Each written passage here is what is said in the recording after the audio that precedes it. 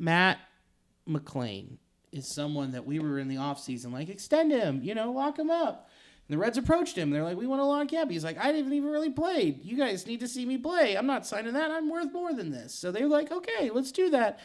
And he's not been what he was in 2023. For the month of May, he had a WAR of 0. Worth no wins above their replacement. A minus 4.8 offensive rating. 194, 279, 286 with a weighted runs created plus of 55. 45 points under being an average baseball player with a K rate of 29.5% with a walk rate of 8.9%. Woof. This is tough, man. And this is in all the games. It's not like he's sitting. It's not like he's hanging out. He's in there. And I understand he's hitting the ball harder than he did in 2023. I understand that the sweet spot percentage, he's in the 77th percentile with 38.1%. Like he's hitting it. But the problem is it's not going anywhere. He's got 3 doubles in the month of May. I mean, he's got 10 walks to 33 strikeouts. Man, I don't quite exactly know the amount of things that are going wrong. I mean, it seems like everything that can go wrong with Matt McLain has been compacted with bad luck, possible muscle atrophy, which we talked about, maybe some of these line drives that are turning into outs would otherwise actually find the gap, hit the wall, or go out. Yeah. I think mentally has a lot to do with it. Some of the other things that just, visually that you're seeing is he's chasing pitches outside of the zone, which he normally wouldn't. Mm-hmm. I think he is not recognizing pitches as quickly as what he has in the past. Yes. I also think teams are getting ahead of him very quickly. I think he's getting 2 strikes on him in seemingly less than 3 pitches. Yeah. So I feel like he's constantly having to play with his back up against the wall in more than one respect. I fully felt that at this point in the year, Matt McLain would be back to semi near the area that we thought, his basement would be, his floor. But we are still just completely lost. We've lowered the floor. We've definitely lowered the floor. He's in the 9 hole trying to just figure it out. And, there's some stuff that looks promising. But in general, you can't you can't have a WAR of 0. You can't have a WAR of 0. Here's an interesting stat for you, too. WPA, win probability added, parentheses, or subtracted. So this is from Baseball Reference, displayed as an absolute value to show the overall change for an event. His win probability added is, for the month of May, minus 1.334. Something else here that is interesting. Adjusted batting run. So it's a set of formulas developed by Gary Gillette, Pete Palmers, and others that estimates a player's total contributions to a team's run total via linear weights. So 0.0 is an average performer. Above is worse than average, and below 0 is better than average. In 2023, 13.6. Holy shit. Big numbers, right? So, real good. That backwards. I did have it backwards. Yeah. Greater than is, right? Because it's greater than. That's less than. I mean, if it's on the right. Oh, yeah. So the higher number, the better. The lower number, the worse. That's what I meant. Boy, howdy. Like I said, math is hard. Numbers, alligator mouths. I know. I was thinking, it's like, but the gator's eating the 0. Yeah, that's like one step away from lefty loosey, righty tighty. Okay. 1, 2, 3, 4, 5. Yeah. He's so dumb, he counts with his fingers. Yeah. He smells them, too. Mm-hmm. In 2023, 13.6. Okay? In 2025, negative 11.9. And that's the same. He's also 23 and 23, and he's 25 now, I believe. Yeah. That's my decent benchmark. Yeah. Yeah, there's something that he's not figuring out, and I think we're at that point now where we seriously have to more than consider what do we do? Do we send him down to figure it out when we maybe bring up, say, CES? Is there something that we do? Because I don't think at this point, if we're serious about making it to the playoffs this year, you can't have Matt McLain in a current status of what he's in, of just being just lost up there, being almost a for sure out. Because pitchers aren't afraid to throw to him right now, which seems insane. No. They're throwing to him inside and high, and he's missing. They're throwing him gas right down the middle, and he's missing it. Then they throw him something that breaks outside, and he's missing it. Yeah, he goes after like a big sweeper where you see him make offers at pitches that you never make an offer at, or a swing that's just like wow, it's just completely befuddling to see the drop. Yeah. Here's what I'm doing. Matt McLain did not play baseball in 2024. He destroyed that muscle.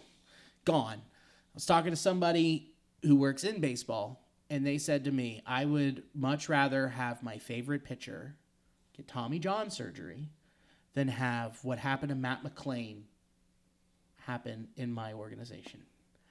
And that totally makes so much sense. I understand that. And I understand having him get in there, get the reps, give him time to see all of this. But at the same time, this is a dude who,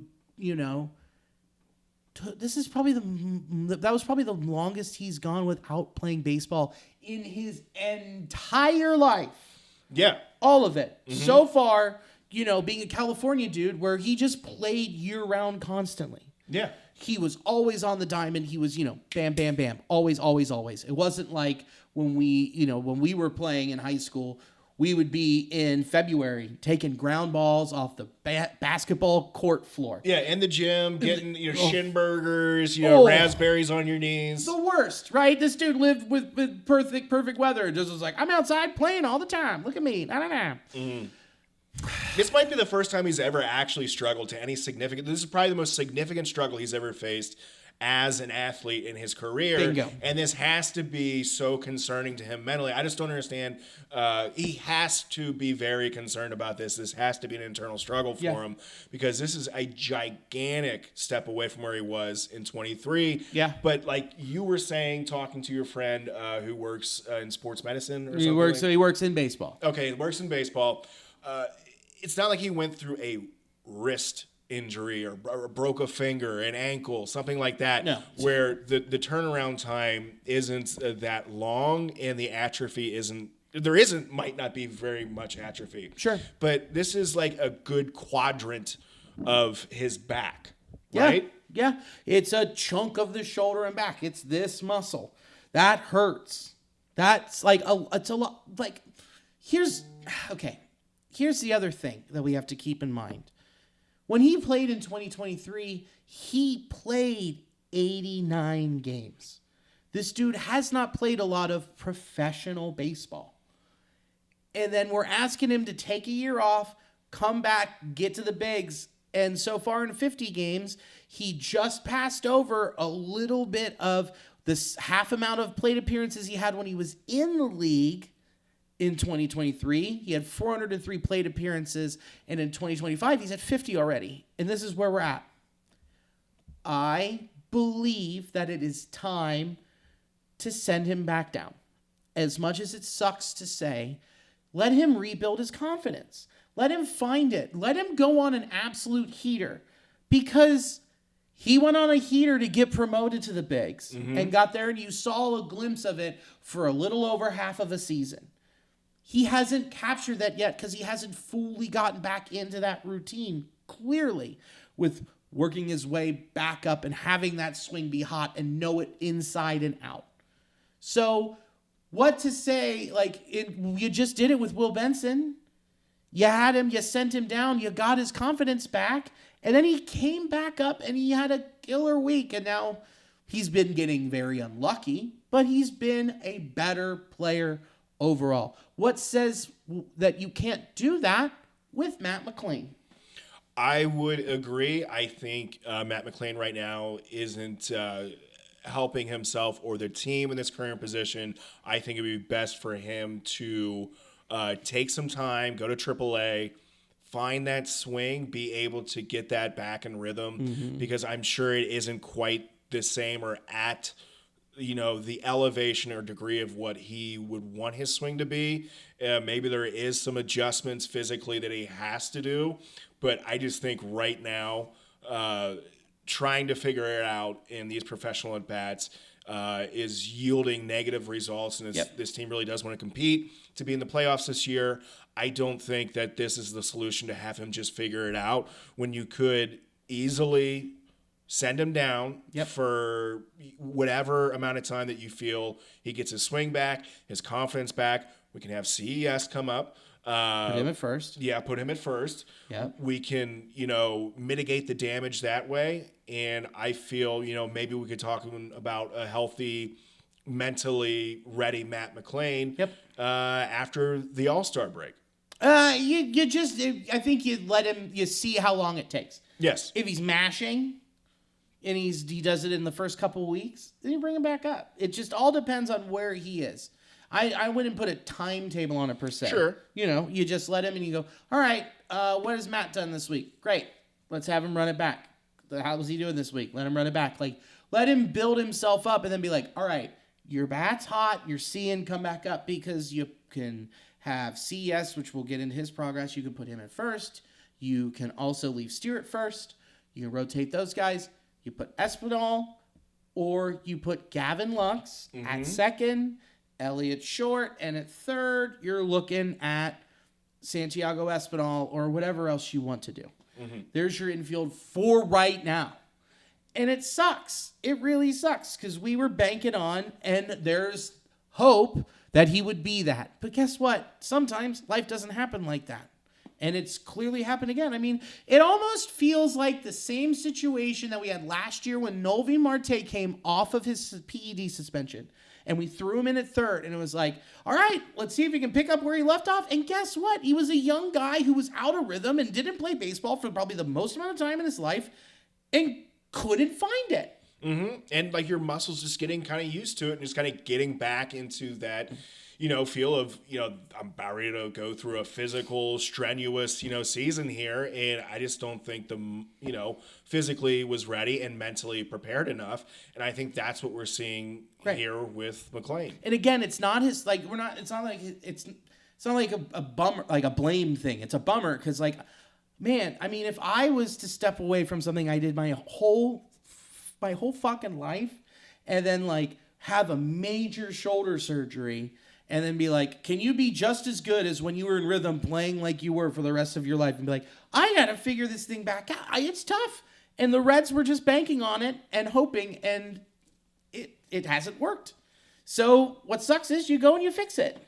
Go and fix it. It's just, there's still so much time left in the season that he can figure it out. And that's going to help this team go on a run, because when Matt McLain is right, Matt McLain is awesome. He is. He's one of the best he could be one of the best second basemen in the MLB when right. I am so excited that we have this dude on our team. This isn't at all like us saying, it's a bummer Matt McLain didn't pan out. No, he's going to have a great career. I just think for myself, I think I took for granted how serious of an injury and surgery that he had was. Yeah. And I think we're still seeing the residual effects of that. And also to take into consideration that this wouldn't be as much of a subject if the Reds were above 500 at this point, or 3 games back from first. It's just everything gets put under such a microscope when other things around them aren't going well. Yep. Yeah. And it sucks. In the long run, I think it'll be better for not only Matt McLain, but also for the Reds even this season. If he goes down to AAA, finds his stroke, kind of gets his feet back under him, gets in a consistent rhythm, then I think that will just be, he'll come back up and be like, there's the Matt McLain that we knew was there. Right. This isn't like with Spencer Steer where he missed spring training and then came back and it's like, ooh, slow start. Okay. and then he got to figure it out. He had it. This is a different situation because Spencer didn't take a year off. Mm-hmm. Spencer had played in the league a little bit longer. So, yeah, I'm setting him down. It sucks to say it, man. I love Matt McLain. This is a pro Matt McLain 100%. podcast. But it just sucks, man. It sucks because he's hurting. A minus 0.2 WAR. He's actually hurting the lineup that he's in there. Defensively, he's made some amazing plays. Yeah. No doubt there. The glove is still there. But he just needs to get down there and figure it out. Just think of all the double plays that they've turned this year that they for sure wouldn't have turned last year. Oh, yeah. When India went after that ball to secure the win on the third game for the Royals, and he went over second and picked that ball and threw it to first on his back foot, I was like, fuck you. Where was that when you were here? I have never seen a play like that from Jonathan India No, before. I was legitimately pissed. Yeah, I was like, where did that come from? Who is this guy who had the worst fucking turn double play rate percentage in all of baseball, and then he looks like awesome. I know. It looks like he always runs with like mud in his shoes or something. But now all of a sudden, yeah, pristine on the dime.